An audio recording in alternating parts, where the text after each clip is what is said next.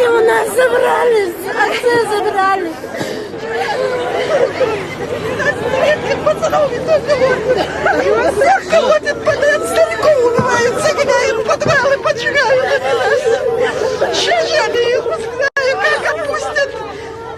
И совсем невинных берут, совсем нету там никого. Все, кто есть, ушли оттуда.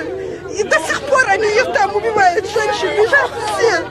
Загоняют в подвалы, не смотрят, поджигают они всех там.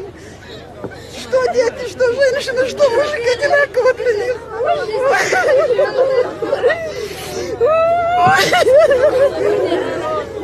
Какой порядок эти россияне нам приносят, а? Они наши дома сожгли, стариков поубивали, женщин, которые в подвале сидели, бензином облили, всех сожгли. Что это, порядок разве, а?